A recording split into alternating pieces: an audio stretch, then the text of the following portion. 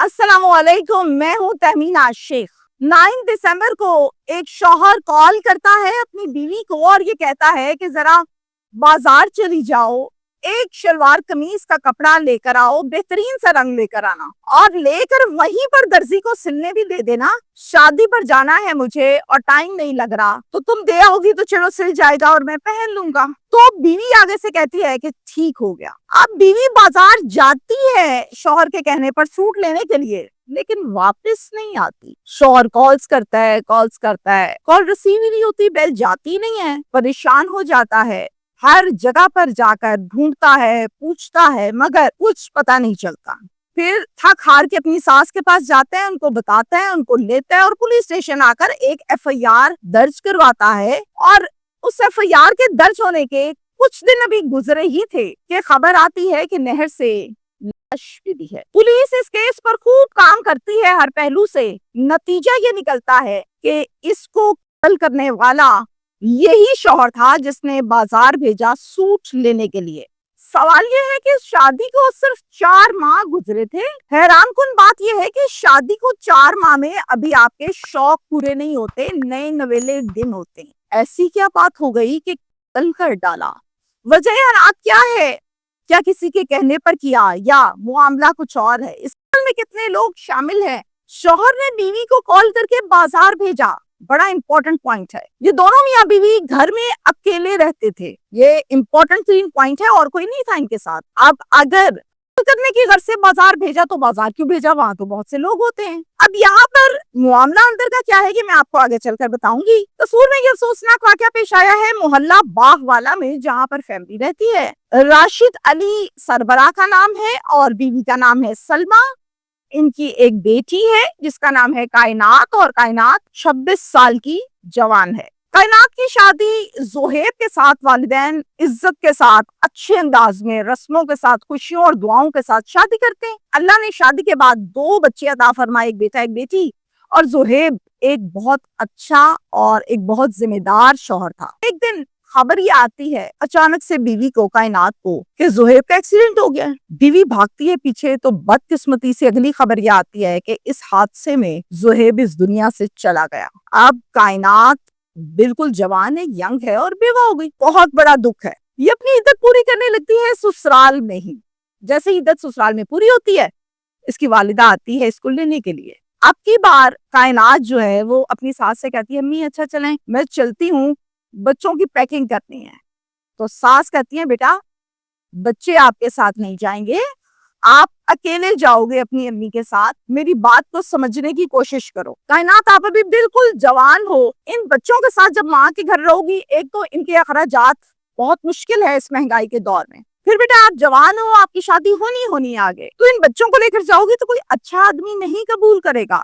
इनकी जिम्मेदारी हम लेते हैं, हम पाल लेंगे, ख्याल रखेंगे, तुम जब मर्जी आना मिलना। अकेली जाओगी, अकेली रहोगी, फिर रिश्ता मिल जाएगा क्योंकि यंग हो। कायनात कहती नहीं मैंने नहीं, मैं यही रहूंगी या मैं बच्चे लेके जाऊंगी, जिद करती है। वालिदा भी बैठकर यही बात बड़ी तसल्ली से समझाती है और कायनात सब्र का घूंट पी लेती है, बात को समझ लेती है और माँ के साथ बच्चों से मिलकर आ जाती है। बड़े मुश्किल और दुखी लम्हात हैं। उसके बाद क्या करती है, माँ के घर आके आहिस्ता आहिस्ता 1-2 दिन 3 दिन के बाद जॉब तलाश करके एक फार्मास्यूटिकल कंपनी में अपनी जॉब का आगाज करती है, अपने आप को मसरूफ करने के लिए और अपने खर्चे छोटे छोटे पूरे करने के लिए। जिंदगी एक सिस्टम पर आ जाती है, सुबह जाना है जॉब पे, शाम को आना है घर, और इस तरह से रूटीन बन जाती है।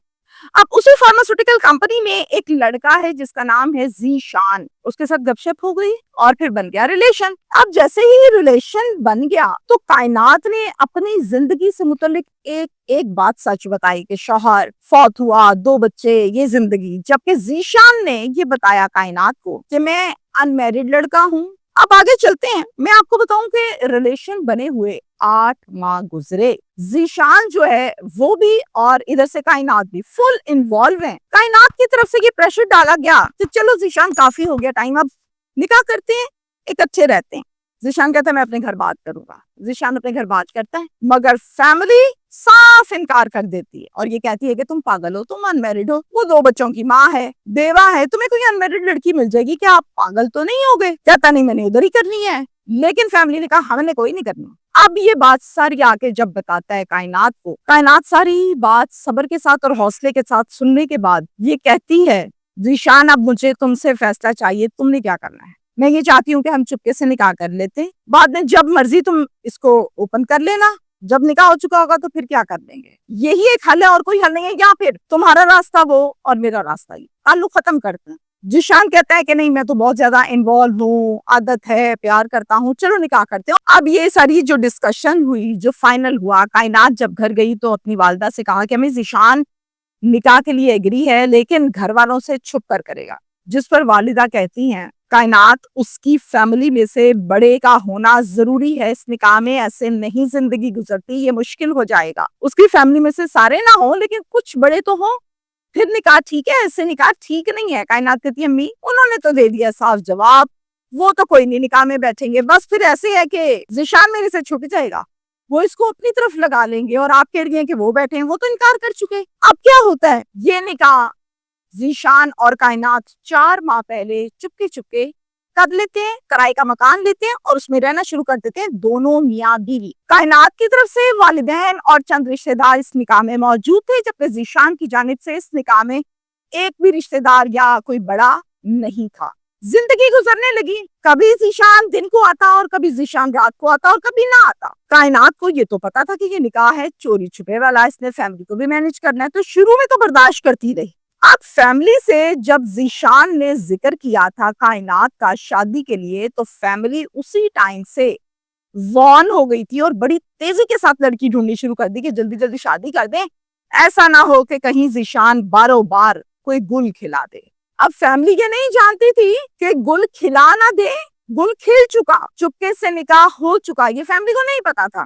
اس نکاح کو 2 ماہ گزرے کہ فیملی نے لڑکی ڈھونڈی، پکی کی بات، چھٹ پٹ شادی کر دی اور ذیشان کی وہ بنی دوسری بیوی جو کہ فیملی لے کر آئی فیملی پریشر میں۔ اب جناب ذیشان کی وہ نئی بیوی جو ہے دوسری والی، اس کو بھی ٹائم دینا اور اس کو بھی دینا ہے، کبھی اس کے پاس اور کبھی اس کے پاس اور کبھی اس کے پاس اور کبھی اس کے پاس۔ دونوں بیویوں کو یہ نہیں پتا کہ ہم دونوں کا شوہر ذیشان ہے، ایک ہی آدمی ہے۔ اب یہ کیسا کھلاڑی آدمی ہے، ادھر آتا ہے نئی فلم چلاتا ہے، اس کے پاس جاتا ہے نئی فلم چلاتا ہے، اور یہ کچھ عرصہ تو چلاتا رہا لیکن ہمیشہ کے لیے یہ نہ چل پائی۔ ہوا کیا سنیے، اب ایک بیوی لایا ہوا ہے اپنی مرضی کی، دوسری بیوی ہے فیملی پریشر سے آئی ہوئی، اور ہمیشہ سے جو فیملی پریشر سے آئی ہوئی خاندان کی بیوی ہوتی ہے وہ وزن میں بھاری ہوتی ہے، اب اس کے ساتھ پورا خاندان ہوتا ہے، برادری ہوتی ہے۔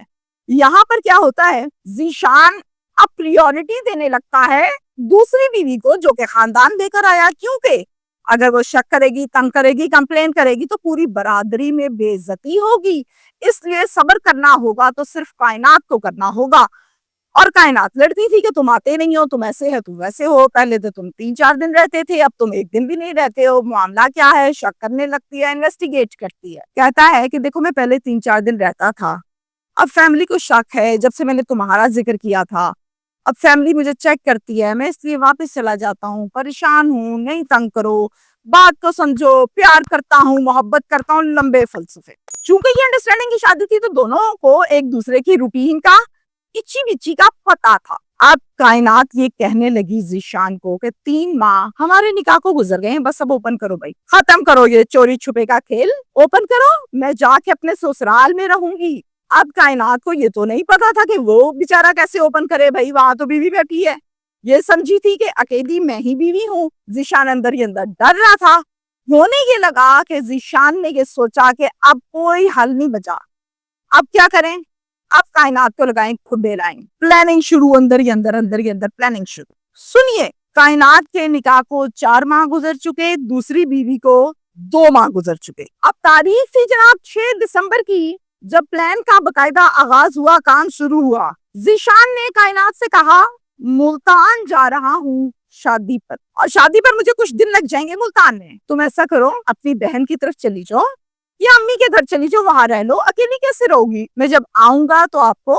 لے لوں گا وہاں سے۔ کائنات کہتی ہے اچھا چلیں ٹھیک ہے، میں پھر مہوش کے گھر جاتی ہوں۔ یہ مہوش کے گھر اس کو چھوڑ دیتا ہے۔ اب پھر کال کی، یہ کال آئی تھی 9 دسمبر کو دوپہر کے 2 بجے کہ میں تو بھول ہی گیا تھا، ایک اور شادی بھی تو ہے ہفتے کے بعد، اس کے لیے تو کپڑے نہیں اور میرے پاس ٹائم بھی نہیں ہے، تم بازار جاؤ، ایک شلوار قمیض اچھے سے کلر کی لینا اور اس کو وہیں پر ٹیلر کو دے آنا، سل جائے گی، तो मैं वो पहन लूंगा शादी पर, मेरे पास तो कपड़े नहीं है और शादी के लिए कहती है कोई मसला ही नहीं है, मैं दे आऊंगी, आप बेफिक्र हो जाए। बाजार गई 9 दिसंबर को, जैसे ही बाजार गई इसने देखा बाजार में सामने ज़ीशान, ये हैरान, इसने कहा आप तो मुल्तान जा रहे थे, ये क्या आप यहाँ, क्या आप नहीं गए? एक ही सांस में 3-4 सवाल कर लिए। ज़ीशान क्या कहता है, सुनिए ध्यान से सुने, मैंने आपको सरप्राइज देना था, मैं नहीं गया, मैं जा ही नहीं सका क्योंकि मुझसे जाया नहीं जा रहा था, मैं आपको मिस कर रहा था, तो ऐसा करते हैं चलो घर चले। कायनात हैरान हो रही है, कर क्या रहा है? कायनात कहती है अच्छा घर चलते हैं, मैं जरा महविश की तरफ से बैग उठा लूं अपना। आगे से ज़ीशान कहता है बैग आता रहेगा बाद में, चलो घर चले। अब बीवी थी क्या कहती,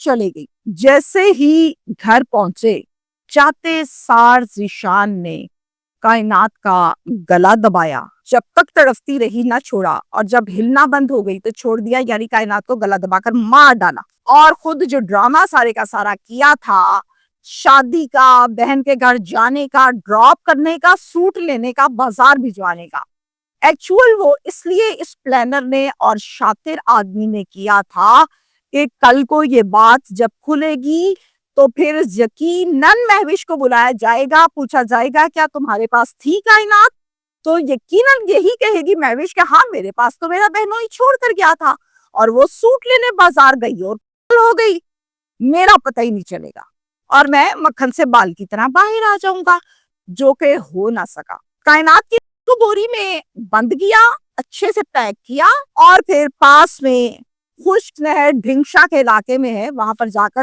रात के अंधेरे में इस बोरी को बहा के घर आया और ये समझा कि चलो जी अब जिंदगी सौखी, दूसरी बीवी और जिंदगी आसान।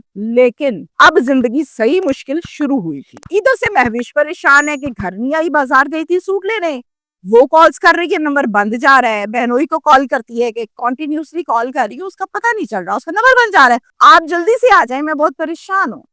अच्छा मैं आता हूँ। और फिर ज़ीशान आया महविश की तरफ और आकर सारी बात और वो ड्रामा और एक्टिंग शुरू कर दी, मेरी बीवी कहाँ गई, मेरी बीवी कहाँ गई। 12 दिसंबर को खुटिया थाने में एक अगवा का पर्चा दर्ज करवाता है यही शौहर ज़ीशान, और जनाब उसकी मुद्दइया बनती है वालिदा सलमा बीबी। अब पुलिस ने मालूमात लेनी होती है, तफ्तीश करनी है, शवाहिद इकट्ठे करने हैं, मैच करने हैं। मालूमात में पुलिस पहला सवाल क्या करती है ज़ीशान से, आप शौहर हैं, आपकी बीवी मिल नहीं रही, आप कहाँ थे, किसके पास छोड़ के गए थे। फिर वो जो ड्रामा इसने पूरा किया था वो ditto as it is drama किया ही इसने गया था और वो ड्रामा इसे सुना दिया। पुलिस ने कहा ठीक है, पुलिस ने सेम डेट की लोकेशन निकाली, लोकेशन जनाब सेम जगह की निकल रही थी जहां पर ले जाके इसने घर में मारा था। अब इसको इस बात का नहीं पता कि पुलिस ने लोकेशन भी निकाल लेनी है। अब लोकेशन से अगली चीज भी आ चुकी है जो मैं नहीं बताऊंगी कि वो क्रिमिनल्स भी इस प्रोग्राम को देखते हैं। चालाक लोग अक्सर मोबाइल भी बंद कर देते हैं थोड़ी फासले से, इससे अगला रास्ता भी आ चुका, लिहाजा कातिल या क्रिमिनल्स ज्यादा तसल्ली न रखे, मोबाइल बंद करके पता फिर भी लग जाना है। पुलिस 9 दिसंबर की लोकेशन देखती है, मैच करती है, जगह सेम आती है, तो भाईजान बैठ जाओ इधर, आप किधर जा रहे हैं, आप ही तो हमारे मुल्जिम हैं, आप ही तो कातिल हैं अपनी बीवी के, आप तो कह रहे थे कि मैं मुल्तान हूँ, आपका मोबाइल निकला है वहां से जहां पर आप रहते हैं, क्या आपने ड्रामा लगाया। जब पुलिस ने उल्टे सीधे 2-4 सवाल किए तो जनाब तोते की तरह कहानी सुनाई, ब्रेक हुआ।